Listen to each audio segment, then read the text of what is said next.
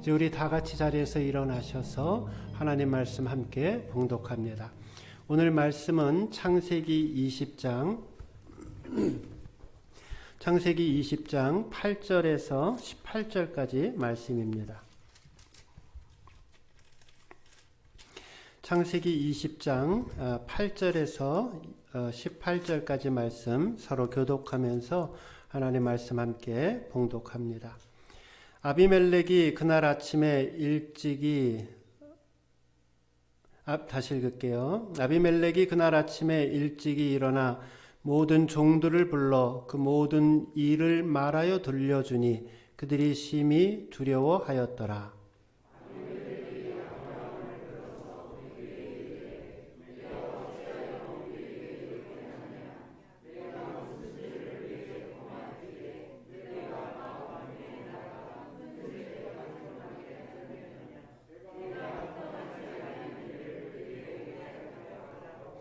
아비멜렉이 또 아브람에게 이르되 내가 무슨 뜻으로 이렇게 하였느냐?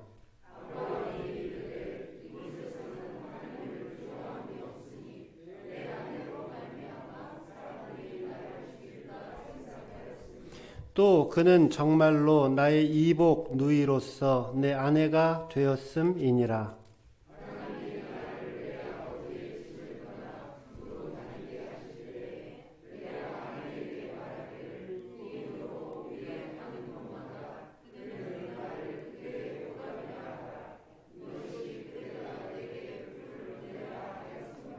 아비멜렉이 양과 소와 종들을 이끌어 아브라함에게 주고 그의 아내 사라도 그에게 돌려보내고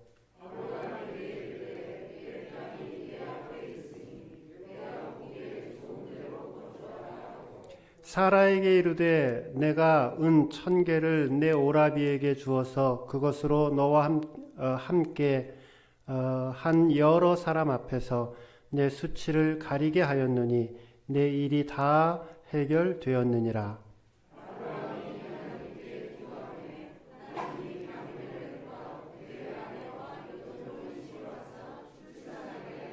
(18절) 같이 읽습니다. 여호와께서 이왕에 아브라함의 아내 사라의 일로 아비멜렉의 집에 모든 태를 닫으셨음이더라. 아멘. 자리에 앉아 주시고요. 소돔과 고모라 땅이 멸망을 당했습니다. 그리고 나서 아브라함은 이사를 합니다. 오랫동안 살아왔던 헤브론, 가나안의 헤브론이라고 하는 땅에서 다시 남쪽 지역으로 이사를 합니다. 아브라함이 이사를 간 곳은 가데스와 술 지역 사이에 있는 그랄이라고 하는 지역입니다. 1절 말씀에 보면은 아브라함이 거기서 남방으로 이사하여 가데스와 술 사이 그랄에 우거하여 라고 기록합니다. 이 그랄 지역은 이스라엘에서 제일 남쪽 지역에 해당됩니다. 당시에는 이집트, 애굽과 경계를 이루고 있었던 국경지대였습니다. 요즘으로 따지면은 가자지대라고 하는 곳인데요. 왜 팔레스타인 전쟁 혹은 팔레스타인에서 유대인과 또 중동 사람들이 서로 무력 충돌이 나오고 미사일이 오고 가고 하는 지역 있죠. 그 지역이 오늘 본문에 등장하고 있는 이 그랄이라고 하는 지역입니다. 아브라함은 오래전에 이 그랄 지역을 방문한 적이 한 번 있었습니다. 얼마나 오래전에 방문을 했을까요? 네, 4주 전에 방문을 했습니다. 네. 한 달 전 설교에서 아브라함은 이 그랄 지역을 방문했습니다. 실제로는 25년 전에 방문한 것입니다. 그런데 당시 방문한 이유는 기억하시죠? 뭐 때문에 그랬죠? 극심한 기근 때문에, 기근 때문에 먹을 게 없어서 목축을 키우고 또 거둬들일 곡식을 얻지 못하니까 이 그랄 지역으로 방문을 했단 말이에요. 지금 형편은 어떤가? 아브라함은 그때와 달라요, 상황이. 지금은 집안에 뭐 다 살펴보진 않았지만 집안에 용병이 300명이나 넘게 있었고, 그리고 많은 하인들을 거느리고 있었고, 또 소와 목축과 양과 많은 가축들이 거느리고 있었던, 요즘으로 따지면은 큰 부자에 해당되는 상황이었습니다. 그런데 아브라함이 왜 다시 이 그랄 지역으로 이주를 했는지에 대해서는 학자들마다 다 설명드릴 수도 없고, 어쨌든 학자들마다 여러 의견이 있는데, 그런데 뭐 그렇게 중요한 문제는 아닙니다. 어찌됐든 간에 아브라함은 지금 그랄 지역으로 이주를 하고 있습니다. 그랄, 그때 문제가 있었죠. 애굽 땅 내려가서 그랄 지역 가서 문제가 생겼었어요. 그런데 오늘 본문을 살펴보면은 이 아브라함은 다시 이 그랄 지역에 가서 중대한 삶의 실수를 범합니다. 죄를 짓는 것이죠. 당시에, 그러니까 25년이 지난 다음, 오늘 본문에 해당되어지는 이때 상황에 이 그랄 지역에 왕이 있었는데, 그 왕의 이름이 아비멜렉이라고 하는 왕입니다. 그런데 이 남방으로 그랄 지역으로 내려간 아브라함의 마음속에 또다시 연약한 마음이 생겨나게 됐습니다. 뭐였어요? 아리따운 자기 아내에 대한 걱정이 다시 생겨났습니다. 25년 전에 그 그랄 땅에 가서도 문제가 생긴 것이 뭐였냐면은 자기 아내를 빼앗길까봐 걱정하던 것이 문제였죠. 문제 발단이 되었단 말이에요. 근데 오늘 이 본문에도 다시 그랄 지역으로 내려가면서 똑같은 문제를 가지고 있는데, 그게 뭐예요? 자기 아내가 왕에게, 다른 사람들에게 빼앗길까 두려워하고 있습니다. 그래서 똑같은 거짓말을 해요. 아비멜렉 왕에게 이제 나의 아내다라고 아내를 아내라 말하지 못하고 아내를 나의 누이다라고 이야기를 합니다. 한번 25년이라는 세월을 한번 생각해 보세요. 이 25년 동안 애굽 땅에 내려갔다가 다시 가나안 땅으로 와서 이 아브라함의 생애, 우리가 몇 주 동안 살펴본 아브라함의 생애를 보면은 아브라함은 대단한 믿음의 성장이 있었습니다. 그래서 조카 롯과 헤어질 때에도 너 마음대로 다 해라. 네가 우하면 나는 좌하고 네가 좌하면 나는 우하겠다 하면서 물질에 대해서도 자유롭고 또 조카에 대한 사랑의 마음도 표현하는 믿음의 사람으로 자라가고 있었습니다. 그리고 우리 지난주 살펴보았죠.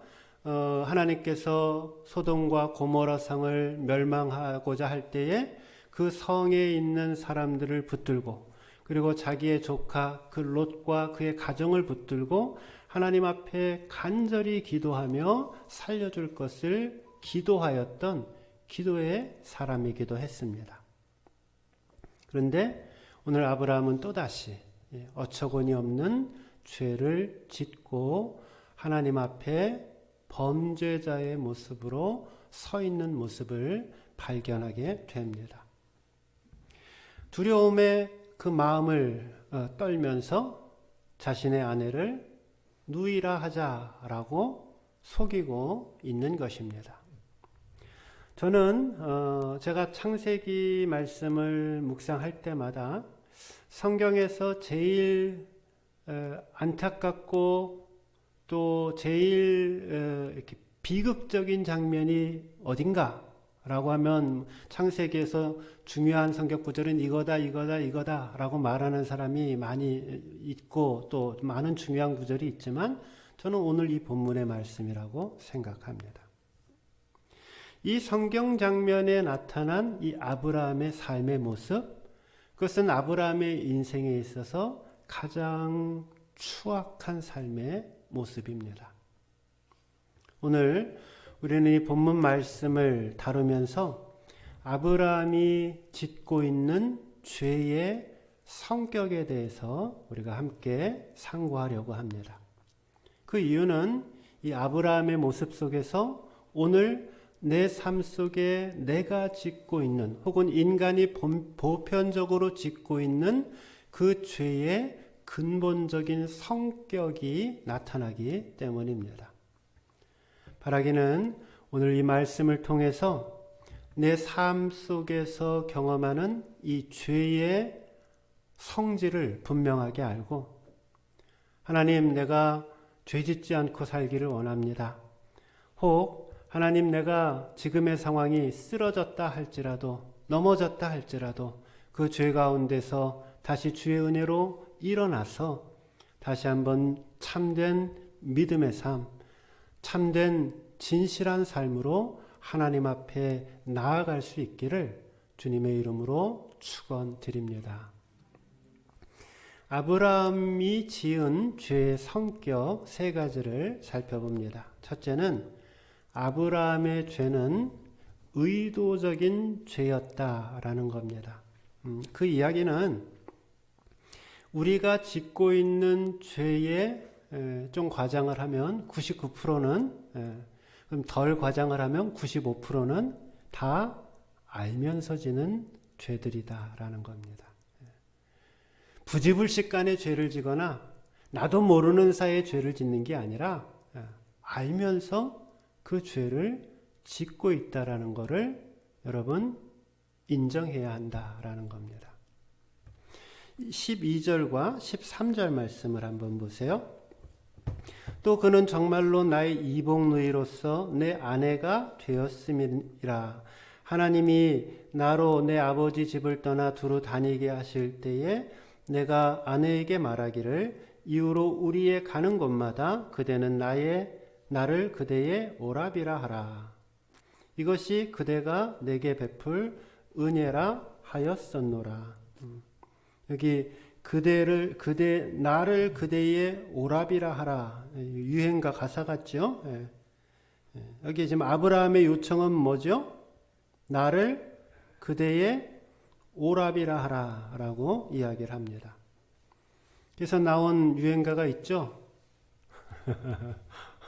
아유, 큰일 났네. 말하기도 전에 등에서 식은땀이 막 올라오려고 그러네요. 그때 한번 나온 말이 있죠? 오빠 한번 불러봐. 지금 이 아브라함의 이야기는 뭐냐면은 남편을 오빠라 라고 부르는 것입니다. 이거 성경적이지 않습니다. 네. 오늘 이 아브라함의 삶 속에 있었던 이 죄, 이것은 우연하게 일어난 사건이 아니라는 겁니다. 다분히 의도적인 죄였고 다분히 계획적인 범죄였습니다. 아브라함에게는 이미 다 뭐가 있었어요? 계획이 있었습니다. 우리들은 내 삶 속의 죄를 발견할 때 내가 실수했어, 모르고 그랬어, 혹은 아니면은 어쩌다 보니 그렇게 됐어 라고 말하는 그런 경향이 있는데요. 그런 경우 별로 없다라는 겁니다. 우리 인간이 소유하고 있는 이 죄의 뿌리라고 하는 것은 굉장히 깊습니다. 그래서 종교개혁가 마틴 루터는 인간이 전적으로 사람의 심령이라고 하는 것이 전적으로 타락되어 있다라고, 완벽하게 타락되어진 존재이다라고 이야기를 합니다. 성경도 많은 곳에 그 이야기를 하고 있죠. 그래서 이사야 선지자는 내 머리부터 내 발끝까지 성한 곳이 하나라도 있다 없다? 없다라고 말할 정도로 사람의 부패성에 대해서, 죄성에 대해서 고발하고 있습니다. 예레미야는 뭐라 그래요? 만물 가운데 심히 부패한 것이 우리의 마음이다 라고 이야기를 합니다. 여러분, 부패, 우리의 마음이 부패되어 있다 그랬어요. 부패, 여러분 부패하면은 뭐가 생각이 나죠? 음식물 쓰레기가 생각나죠. 그래서 음식물을 봉투에다 담아두고 있는데 조금만 지나면은 그 안에서 좋지 않은 냄새가 나고 집안에 계속해서 둘 수 없을 정도로 그렇게 썩어가고 있는 부패한 음식물들을 보게 됩니다. 그게 인간의 마음이다라고 이야기를 합니다. 그러니까 어쩌다 실수하는 게 아니라는 거예요. 대부분의 죄는 의도적인 것이고 자기 자신도 모르게 가끔 실수할 수 있지만 여러분 그거 별로 그런 경우 없단 말이에요. 대부분은 의도적으로 죄를 짓고 있다라는 것을 직시해야 한다라는 말씀입니다. 초대교회 때 아나니아와 삽비라라고 하는 부부가 있죠. 여러분들도 익히 들어와서 알고 있는 사람들입니다. 이 부부의 잘못은 뭘까요? 그들은 얼핏 보기에는 잘못이 없었어요. 땅을 팔았어요. 요즘 우리 교회도 교회를 부동산에 내놓고 새로운 예배의 터전으로 옮기기 위해서 기도하고 있는데 이 아나니아와 삽비라도 이 자신들이 소유하고 있었던 땅을 팔았어요. 그리고 그 또 판 거를 가지고 이제 물질이 생기니까 그 돈을 교회에다가 헌금을 했어요. 헌금을 얼마큼 했냐면은 헌금을 하면서 뭐라고 얘기를 했냐면은 우리가 땅을 팔아서 이 돈을 하나님의 전에 성전에 다 바칩니다 라고 그렇게 이야기를 했어요. 근데 실제로는 다 바쳤나요? 그러지 않고 반은 아까우니까 자기가 쓰려고 하고 반은 교회에다가 바쳤단 말이에요. 자기 재산의 반을 바치는 거 쉬운 일일까요? 아니에요. 굉장한 믿음입니다. 그런데 이 아나니아와 삽비라가 가지고 있었던 잘못은 뭐냐면은 내가 내 재산에 팔아서 내 소유의 반을 주님께 바칩니다. 이러면 문제가 없고 그걸 사람들이 박수 쳐주고 격려해 줬을 거란 말이죠.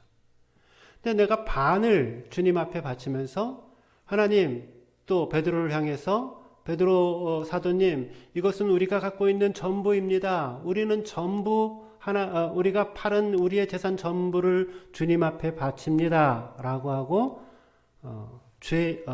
진짜 이만큼과 거짓말 이만큼을 서로 섞어서 이야기를 하는 겁니다. 이게 문제가 된다라는 것입니다. 거짓말만 계속하는 사람들은 별로 문제될 게 없어요. 왜냐하면 주변 사람들이 그 사람은 입만 열면 거짓말하는 사람이니까 다 알고 있단 말이에요. 그냥 신용을 못 받아요. 그러니까 어떻게 하냐면 자기가 거짓말을 하기 위해서 진실을 이만큼 이야기를 하고 거짓말을 요만큼 붙여가지고서 그 전체가 진짜인 양 이야기하는 그런 속성을 가지고 있다라는 겁니다. 지난번에도 설명을 드렸듯이 아브라함과 사라의 관계는 누이의 관계 맞단 말이에요. 그런데 결혼을 했지요.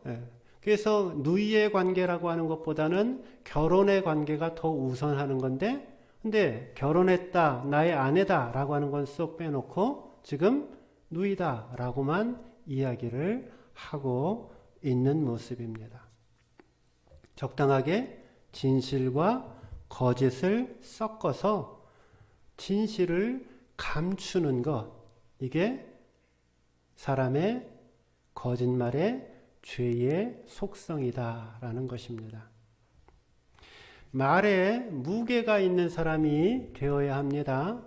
여러분 인생을 사시면서 말에 무게가 있다라고 하는 이 말은 예를 들어서 내가 할아버지예요. 그리고 나는 지난 70년, 80평생 살면서 집안에서 나는 제왕적인 내가 힘이 제일 세. 내가 말하면 한 번 말하면은 자식들도 그게 맞는 말이든 틀린 말이든 자식들이 무조건 이야기를 들어야 되고 집안의 모든 사람들이 사시나무 떨듯하고 이게 말에 무게가 있는 게 아니에요. 말에 무게가 있다라고 하는 이 말은 내가 하고 있는 그 말이 그 말을 듣고 있는 모든 사람들에게 값어치가 있게 진실되게 들려지는가?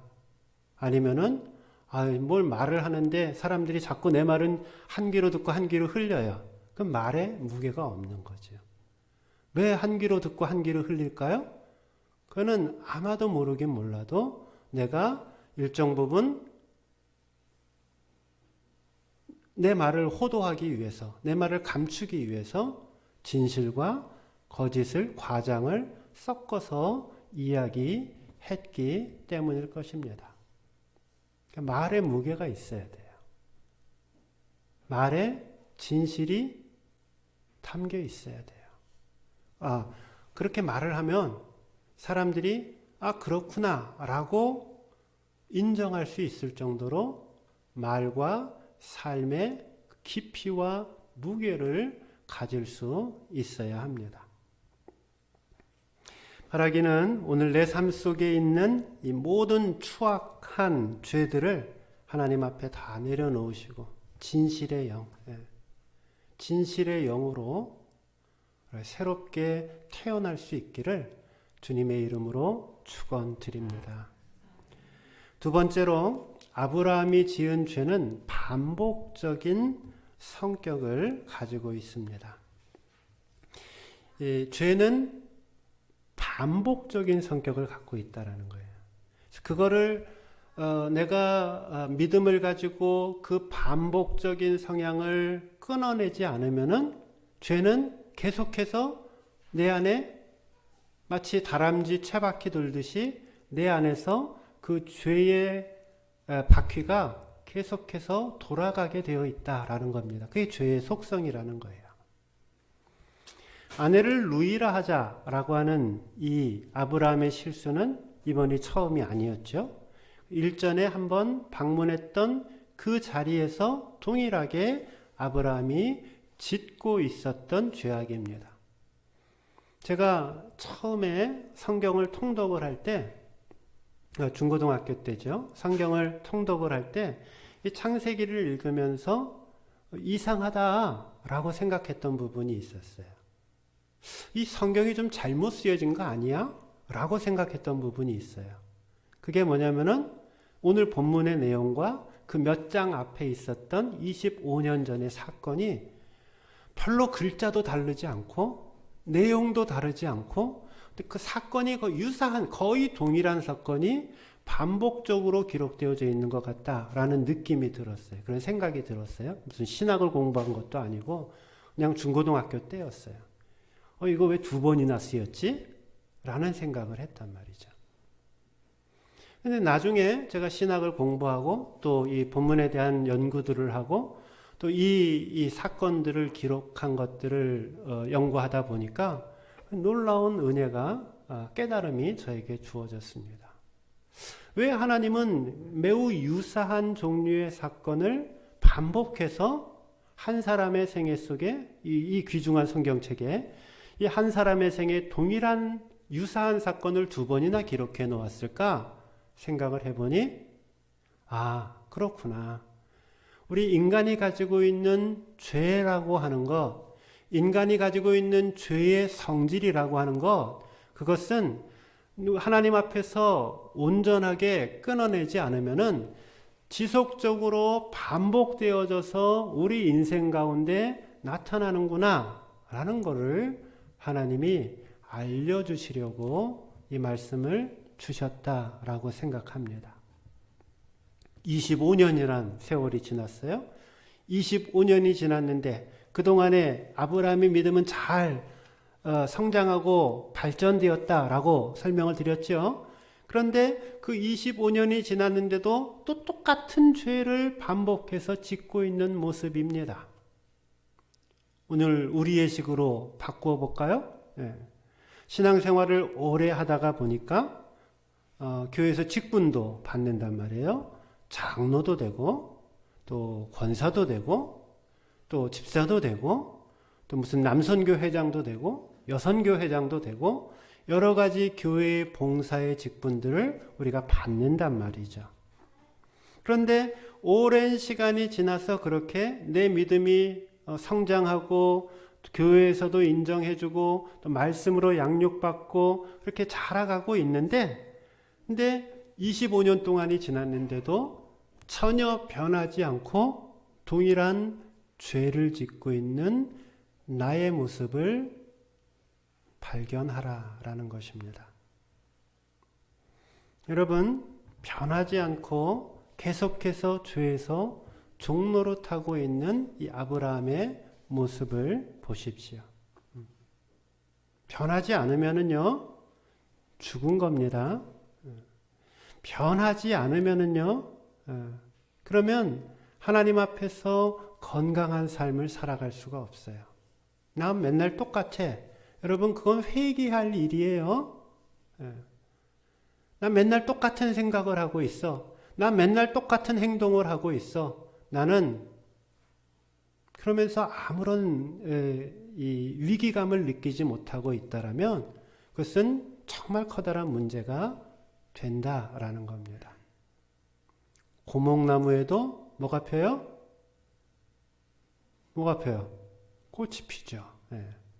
나는 이제 목사님 나이 들어서 난 별로 할 게 없어요. 아니요. 고목나무에도 꽃이 핍니다. 꽃을 피우셔야죠. 인생을 하나님 앞에서는 그날까지 내가 어제보다 조금 더 나은 오늘의 믿음의 모습, 삶의 모습을 만들어가고 오늘보다 더 나은 삶의 내일의 모습을 만들어가며 끊임없이 성장하고 변화되어지고 바뀌어 갈 때에 거기에 믿음의 능력이 있는 것이고 거기에 인생의 아름다움이 있는 것입니다. 지난주랑 이번주에 봤는데 똑같아. 곤란하시다라는 거예요. 지난주 예배를 드리고 오늘 또 예배를 드려 왔는데 지난주랑 이번주랑 똑같아. 그럼 회개하셔야 된다라는 거예요. 신앙의 본질, 믿음의 본질이라고 하는 것은 내 삶이 하나님 안에서 끊임없이 변화되어지고 하나님께 가까이 나아가고 나의 더러운 삶의 모습들을 벗어버리고 하나님 앞에 한 걸음 한 걸음 나아갈 때에 거기에 살아있는 믿음의 능력이 있는 줄로 믿으시기 바랍니다. 사람마다 늘 넘어지는 약점이 있어요. 아브라함에게 있어서는 그게 뭐였어요? 자기 아내였어요. 그리고 어떤 사람들에게는 늘 넘어지는 약점이 술에 약한 사람이 있을 것이고 또 어떤 사람은 담배에 약한 사람이 있을 것이고 어떤 사람은 물질에 약한 사람들이 있을 것이고 어떤 사람은 명예에 약한 사람들이 있을 거란 말이죠. 그래서 사람들마다 자기가 좀 잘 못하고 견디기 어려운 삶의 약점들을 가지고 있어요. 그런데 그 문제를 붙들고 하나님 앞에 나아가야 된다는 거예요. 하나님, 내가 변화되기를 원합니다.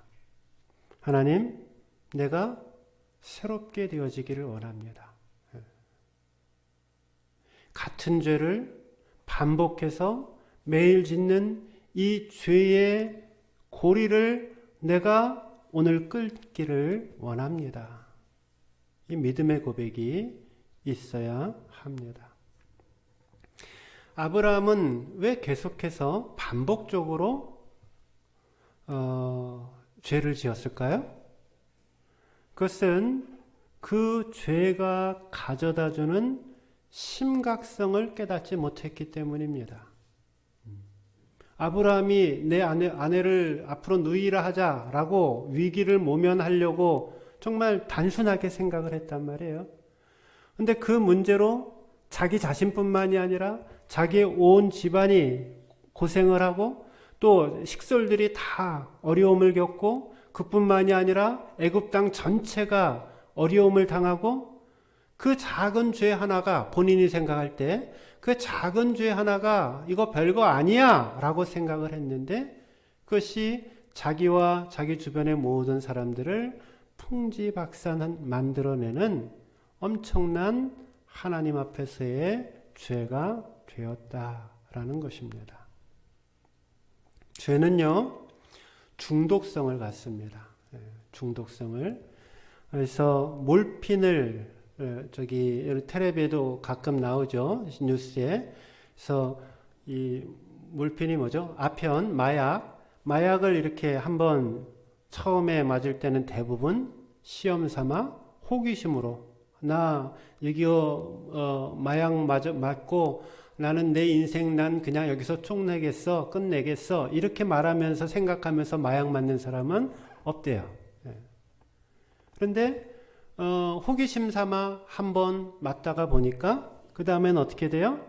한 번 맞았고 두 번 맞고 그렇지만 내가 뭐 끊을 수 있어. 내가 언제든지 마음의 결정을 하면 끊을 수 있어. 이렇게 생각을 하는데 생각만 그렇게 하고 계속해서 어떻게 해요? 손에다가 바늘구멍을 내면서 그리고 몰핀을 계속해서 끊을 수 없고 계속해서 맞게 되는 모습을 보여줍니다. 그것이 중독이라는 거예요. 그것이 중독이라는 거예요. 그래서 죄는 이처럼 반복되는 성격을 가지고 있고 죄는 이처럼 중독이 되는 성격을 가지고 있습니다. 어떻게 이 반복적이고 중독적인 이 죄의 문제를 해결하고 다스려갈 수 있겠습니까? 그것은 철저하게 하나님의 은혜를 구할 때만이 가능합니다. 성령님이 나를 다스려 주시기를 소망하며 주님 앞에 메어 달릴 때, 왜? 인간의 마음은 부패하고 그렇게 대단한 능력을 갖고 있지 않단 말이에요. 그러니까 무릎 꿇고 옛날에 우리의 선배 믿음의 사람들이 왜 교회 와서 콧물 흘리고 눈물 흘리고 3박 4일 울면서 하나님의 은혜를 구하고 주님 나를 붙들어 주옵소서, 주님 나를 새로운 사람 만들어 주옵소서, 성령 하나님 나를 새롭게 하여 주옵소서 외치며 하나님 앞에 나아갔습니까? 내가 안 되니까, 해봤는데 자꾸 넘어지니까, 하나님이 나를 도와주지 않는데 내가 어떻게 살아갈 수 있겠나이까? 주님 앞에 메어 달리고 눈물 흘리고 주님 나를 새롭게 하여 주옵소서. 이 고백이 오늘 내 삶 속에 다시 살아나기 전까지는 우리는 이 죄의 사슬을 끊어낼 수 없다라는 것을 기억하십시오. 바라기는 오늘 내 인생을 얽매이고 또 내 인생을 망가뜨리고 내 주변 사람들을 망가뜨리는 그 반복적인 죄들을 과감하게 떨쳐버리고 성령의 인도와 능력 속에 승리의 삶 살아가시기를 주님의 이름으로 축원드립니다. 마지막 세 번째, 죄는요 유전적인 경향을 갖습니다. 이거 굉장히 무서운 말입니다. 내가 저지른 죄는 나에서만 끝나지가 않고 내 자녀에게 전달이 된다라는 겁니다. 제가 무슨 운명론을 이야기하고 있거나 무슨 결정론을 얘기하고 있는 게 아닙니다. 죄가 갖고 있는 성품이, 죄는 내가 한번 죄를 짓고 나 잘못했어 하고 끝나는 게 아니라 그 죄는 내 자녀에게까지 연결되어진다라는 거예요. 창세기 26장에 보면 굉장히 무서운 일이 벌어집니다. 똑같은 죄가 아브라함의 아들이 누구예요? 이삭에게도 똑같이 반복이 되고 있습니다. 창세기 26장 한번 찾아보세요. 창세기 26장 6절과 7절.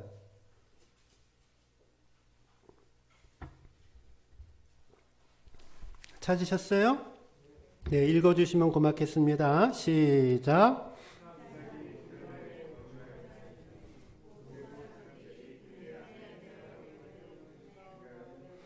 다시. 이거 웬 오합지졸? 다시 이삭이부터 다시 합니다. 시작.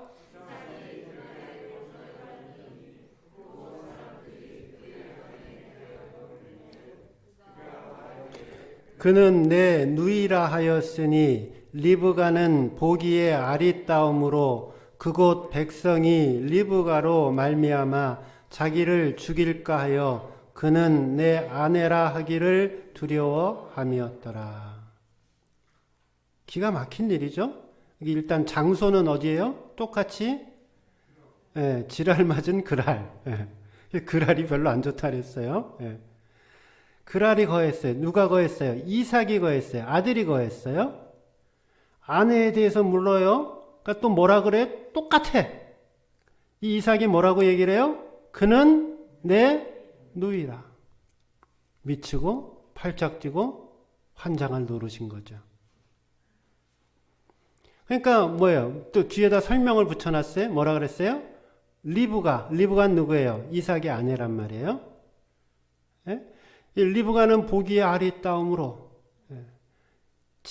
자기 아버지가 자기 와이프 보고 있는 했던 똑같은 거를 그 아들이 지금 똑같이 지 며느리한테 하고 있는 거예요. 얼마나 아름다웠는지는 제가 잘 모르겠어요. 여기 아브라함의 아들이었던 그 이삭이 아버지가 짓고 있는 동일한 죄를 심지어 같은 장소에서 똑같이 저지르고 있는 장면이 나타나고 있다는 거예요. 바뀐 건 아브라함에서 이삭으로, 그 다음에 사레에서 리브가로 바뀌었을 뿐입니다. 여러분 섬뜩하지 않습니까? 제가 이 말씀을 묵상할 때 참 두렵다라는 생각이 듭니다. 자기 아버지가 범했던 그 잘못을 그 아들이 똑같이 하고 있는 겁니다. 내가 짓고 있는 그 죄가 나한테서 그냥 끝이 나지를 않는다라는 거예요. 그 자식도 그 아버지의 부모의 약점을 원튼 원하지 않든 보고 배우게 된다라는 겁니다.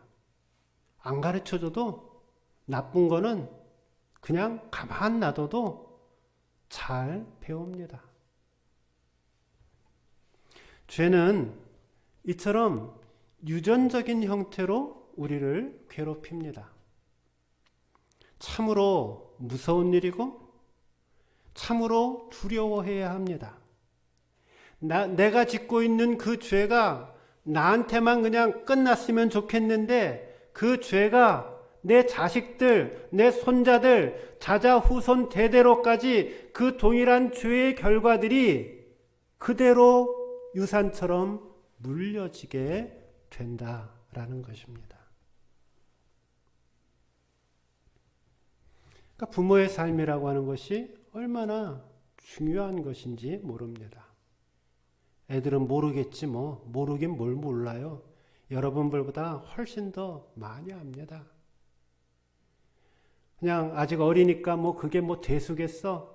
아니요. 부모의 일거수일투족, 그 말, 그 행동, 그 태도, 그 하나님 앞에서의 삶의 모습 하나하나 다 보고 그것이 유산으로 자녀들에게 전달되어진다라는 겁니다. 얼마나 부모가 하나님 앞에 더 깨끗하고 더 정직하고 더 믿음을 가지고 살아가야 하는지를 보여줘야 할, 그렇게 보여주기 위해서가만이 아니라 그렇게 하나님 앞에 진실된 모습으로 살아갈 때에 그것이 믿음의 가정 안에서 유산으로 전달이 되는 것이고 하나님이 기뻐 쓰시는 여러분들이 닿기를 원하는 믿음의 명문 가정이라고 하는 축복이 임하게 되는 것입니다. 정직해야 돼요. 부모가 정직해야지 애들이 정직하다고요. 애들 거짓말하고 애들 이상하게 행동하는 거 보면 100%예요. 죄송합니다. 99.9%예요. 부모가 그렇게 살아요. 애들 믿음이 희한하고 이상해. 그 99% 부모가 그 갖고 있는 믿음이 희한하고 이상한 거예요. 부모는 자녀는 자녀들의 인생이 따로 있지 않습니까? 당연히 따로 있죠. 근데 그 자녀들의 믿음이라고 하는 것, 내 주변 사람들의 믿음이라고 하는 것, 그것은 내가 하나님 앞에 어떤 모습으로 살아가고 있는가를 보고 배우게 된다라는 겁니다. 남편 욕할 거 없어요. 남편 모습 속에 내 모습이 안 보입니까? 아내 모습 욕할 거 없어요. 아내 모습에 내 모습이 안 보입니까? 자녀 욕할 거 없어요. 자녀 모습에 내 모습이 안 보입니까? 하나님 앞에 내가 얼마나 진실되고 바르게 사느냐에 따라서 우리의 삶의 모습, 우리의 믿음의 모습이 또 우리의 주변 환경들이 변화되어 가는 것입니다. 바라기는 하나님 앞에 진실되고 정직하여서 사랑하는 우리 자녀들에게까지 자자손손 후대 사람들에게까지 믿음의 거룩한 유산을 물려줄 수 있기를 주님의 이름으로 축원드립니다. 결론, 아브라함이 문제가 생겨서 어떻게 해결을 받았는가? 17절, 18절 말씀 한번 보세요. 17절, 18절 여러분들 읽어주시면 고맙겠습니다. 시작.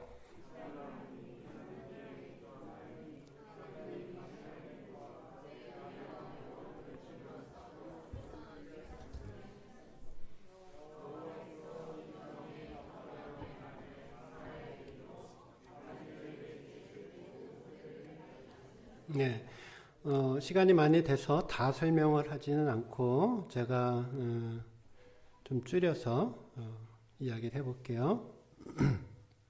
이제 하나님 아브라함이 잘못을 하니까 죄를 지어서 어려움을 당하니까 아브라함이 지금 17절에 했던 게 뭐예요? 하나님께 기도를 했어요. 예. 그리고 하나님은 여러 가지 주변 상황과 환경들을 바꾸어서 이 아브라함의 문제를 해결해 줍니다. 예. 지금 잘못은 누가 하고 있어요? 누가 한 거였어요? 아브라함이 한 거였죠. 그 아내를 루이라고 속였고 모든 사람들을 주변 사람들까지 공경에 빠뜨린 장본인이었습니다. 그런데 하나님은 이 아브라함을 회복시켜 주셨어요. 아브라함은 지금 보호를 받을 만큼 그런 대단한 사람이 아니었어요. 하나님은 이 아브라함을 구해 주십니다. 왜요? 단지 하나님은 그 아브라함을 사랑했기 때문입니다. 그를 사랑해 주셔서 아브라함을 사랑해 주셔서 아브라함의 기도를 들어주시고 아브라함에게 은혜를 베풀어 주십니다.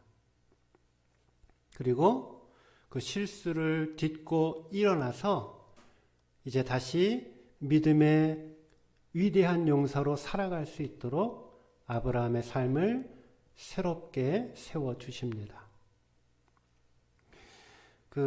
여러분, 제가 옛날에 미국에서 다녔던 교회에, 섬겼던 교회에, 약물 중독이 된 사람들이 일주일에 한 번씩 와서 교육받는 그 프로그램이 있었습니다. 그건 아주 잘한 거죠, 교회가. 그래서 사회에 적응을 못하고 무슨 마약에 중독되어진 사람들, 혹은 중독의 종류가 여러 가지가 있어요. 여러분들이 아는 것보다도 훨씬 더 많이. 무언가에 중독이 되어 있는 사람들이 이제 모여서 그 중독을 풀기 위해서, 그래서 이제 모임을 갖는 치료 프로그램입니다. 제일 먼저 하는 일이 있어요. 가끔 영화에도 나와요. 그 중독 걸린 사람들이 그 중독 프로그램에 와서 제일 먼저 하는 일이 뭘까요? 나는 마약 중독자 오진철입니다. 라고 말하는 거예요. 제가 마약 중독자라는 얘기가 아니고, 그렇게 자신이 중독에 걸려 있는 그것과 자신의 이름을 이야기를 하면서 그걸 인정하는 데서부터 시작을 합니다. 예를 들어서 성에 중독이 되어 있는 사람, 나는 잘못된 성에 중독되어져 있는 누구누구입니다 라고 자신을 소개한 후에 모든 프로그램을 진행하게 되어 있습니다. 나는 알코올 중독자다, 혹은 나는 약물 중독자다. 있는 그대로의 자기 자신의 모습을 먼저 직시하게 한다라는 겁니다. 그리고 그 있는 그대로의 모습을 인정하는 것에서부터 치유의 프로그램은 시작이 되는 것입니다. 안 그런 척, 난 괜찮아, 난 아니야. 이런 사람들은 절대 치유가 일어나지를 않아요. 돈만 생기면 도박을 하러 가는데 아니야, 난 도박 중독자가 아니야. 나는 그냥 돈이 좀 생기면 그러면 뭐 여유 레저를 위해서 좀 할 뿐이야. 인정을 안 한단 말이야. 거기에는 치유가 일어날 수가 없다라는 거예요. 치료가 되지를 않는다라는 거예요. 나 자신을 정확하게 직시해야 된다라는 겁니다. 내가 지속적으로 반복적으로 빠져 있는 그 죄, 그것을 하나님 앞에 가지고 나아가야 합니다. 오늘 아브라함은 자신이 가지고 있었던 반복적인 죄, 아내에 대한 문제, 요즘으로 따지면 의처증이죠. 의처증이죠. 이 아내에 대한 문제를 가지고 하나님 앞에 나아갑니다. 주님, 내가 이러이러한 죄가 있습니다. 그리고 하나님의 은혜를 구합니다. 기도합니다. 그때 하나님은 이 아브라함의 기도를 들어서 응답해 주십니다. 내 안에 있는 이 죄를 정직하게 직면할 줄 아는 사람이 내 안에 있는 그 죄를 정직하게 인정할 줄 아는, 아직 지금도 나는 아니야. 여러분, 그 환상에서 빠져나오시란 말이에요. 그게 왜 죄가 아닙니까? 그 잘못된 죄를 하나님 앞에 나와서 주님, 나는 이러이러한 죄인입니다. 고백해야 된다는 거예요. 하나님, 주님의 은혜가 아니면은, 하나님 주님의 사랑이 아니면은 내가 어찌할 수 없습니다. 하나님, 내가 새롭게 되기를 원합니다. 성령 하나님, 나를 다스려 주셔서 나를 새롭게 하여 주옵소서. 하나님 앞에 울며 하나님 앞에 애통하며 주 앞에 나아가야 합니다. 바라기는 오늘 이 거듭된 아브라함의 죄의 잘못 속에서도 그를 포기하지 아니하시고 기도하고 회개하며 주 앞에 나올 때 받아주시고 새 능력 주시고 새 사람 만들어 주시는 그 하나님의 은혜 가운데 거하시고 주 안에서 참 믿음의 사람, 새로운 믿음의 삶을 살아가시기를 주님의 이름으로 축원드립니다. 기도하겠습니다. 이제는 우리 주 예수 그리스도의 은혜와 아버지 하나님의 무한하신 사랑하심과 성령님의 감동감화 충만케 하심의 역사가 반복적이고 습관적인 내 안의 죄를 하나님 앞에 진실되게 직면하고 회개하고 돌이키고 하나님 주시는 새 생명의 삶을 살기로 결단하는 우리 사랑하는 모든 성도님들 머리 위에와 가정과 직장과 사업체와 학업 위에 그리고 오늘 방송으로 예배드리고 있는 우리 모든 사랑하는 성도들의 머리 위에까지 이제로부터 영원토록 함께 하시기를 간절히 축원하옵나이다. 아멘.